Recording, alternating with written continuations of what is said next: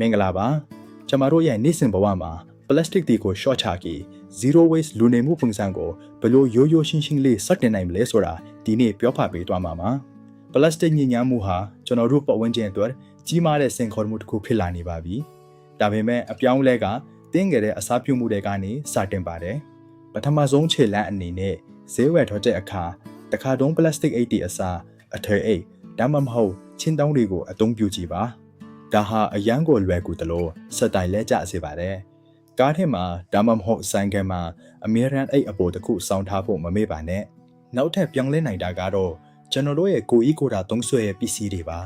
ပလတ်စတစ်သွားတိုက်တန်တွေအစားတဘာဝပတ်ဝန်းကျင်ကိုမထိခိုက်စေတဲ့ဝါးသွားတိုက်တန်တွေကိုပြောင်းသုံးကြည့်ပါအစားအသောက်တွေကိုတင်စီတဲ့အခါမှာလည်းပလတ်စတစ်ဘူးတွေအစားဖန်ပလင်းတွေကိုအသုံးပြုခြင်းကပိုပြီးတန့်ရှင်းစေသလိုကြားရှည်လက်ခံပါတယ်ဆိုတာဒီနေ့ပြောပြပေးသွားမှာပါဖြစ်နိုင်ရင်ပလတ်စတစ်ထုတ်ပေါ်မှုနီးတဲ့ပစ္စည်းတွေကိုရွေးဝယ်ပါ bulk shopping လုပ်တာက zero waste ရဲ့အကောင်ဆုံးနည်းလမ်းတစ်ခုပါအပြောင်းလဲကတင်းငယ်တဲ့အစာဖြူမှုတွေကနေစတင်ပါတယ်အပြင်မှာစားတောက်တဲ့အခါမှာလေကျွန်တော်တို့ပလတ်စတစ်တွေကို short ချနိုင်ပါတယ်အသုံးပြုကြည့်ပါပလတ်စတစ်ပိုက်တွေဇုံးတွေအစားကိုပိုင်တန်ပိုက်ဒါမှမဟုတ်ဝါဇုံဝါခတ်ရင်းတွေကိုအမြဲဆောင်ထားပါဆောင်ထားဖို့မမေ့ပါနဲ့ကော်ဖီဆိုင်သွားတဲ့အခါမှာလည်းကိုပိုင်ခွက်ယူသွားဖို့မမေ့ပါနဲ့ဆိုင်အတော်များများကလည်းဒါကိုအားပေးကြပါတယ်အသုံးပြုတဲ့ပစ္စည်းတွေပါကျွန်တော်တို့ရဲ့မိဖို့ချောင်ကထော်တဲ့စွန့်ပစ်ပစ္စည်းတွေကိုလည်းအကျိုးရှိအောင်လုပ်လို့ရပါတယ်အဲ့ဒီမှာတွားရောက်လေ့လာကြည့်နိုင်ပါတယ်ပြောင်းတွန်းကြည့်ပါဟင်းတီဟင်းရွက်အခွန်ဒီကိုမီအိုဇာအဖြစ်ပြောင်းလဲပေးခြင်းကပလတ်စတစ်အိတ်ထဲထည့်စွန့်ပစ်တာထက်အများကြီးပိုကောင်းပါတယ်ကြာရှည်လက်ခံပါတယ်အကောင်းဆုံးနည်းလမ်းတစ်ခုပါရှော့ချနိုင်ပါတယ်အမြဲဆောင်ထောပါမမွေ့ပါနဲ့တခါတည်းအကုန်လုံးပြောင်းလဲဖို့မလိုပါဘူးတဆင့်ချင်းစီတစ်ခုချင်းစီစတင်သွားရုံပါပဲ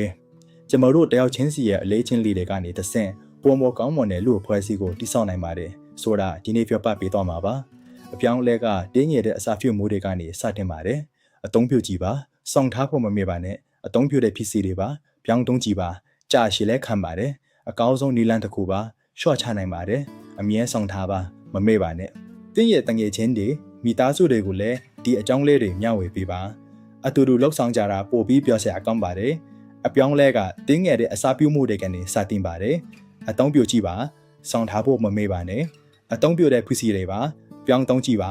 ကြားရှည်လဲခံပါတယ်အကောင်းဆုံးနည်းလမ်းတစ်ခုပါချော့ချနိုင်ပါတယ်အမြဲဆောင်ထားပါမမေ့ပါနဲ့တခါတလေမှာအစမပြေတာလေးတွေရှိနိုင်ပြီးမဲ့စိတ်မပြတ်ပါနဲ့အဓိကကတော့စက်ပြီးစူးစမ်းနေဖို့ပါပဲအသုံးပြုကြည့်ပါ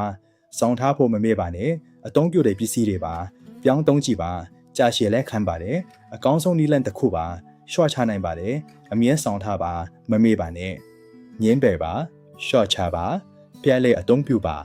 ဒါကတော့ zero waste ရဲ့အခြေခံသဘောတရားတွေပါပဲ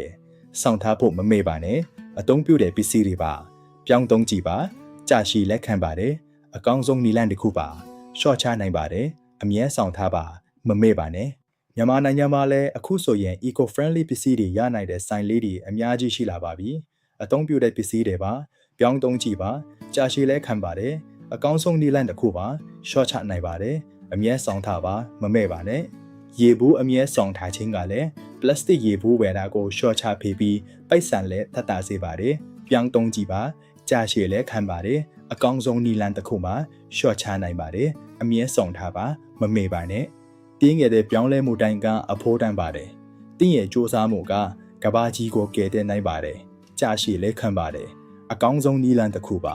ရှော့ချနိုင်ပါတယ်အမြဲဆောင်ထားပါမမေ့ပါနဲ့မနှက်ဖြန်တဲ့အထိမစွန့်ပါနဲ့ဒီနေ့ကစပြီးတခုခုကိုစတင်လိုက်ပါတင်းလုံနိုင်ပါတယ်အကောင်းဆုံးနည်းလမ်းတစ်ခုပါရှော့ချနိုင်ပါတယ်အမြဲဆောင်ထားပါမမေ့ပါနဲ့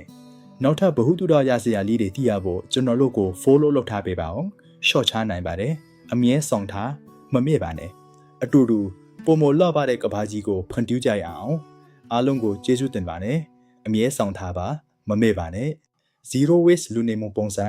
ပုံမစင်းလန့်တဲ့အနာဂတ်အတွက်မမေ့ပါနဲ့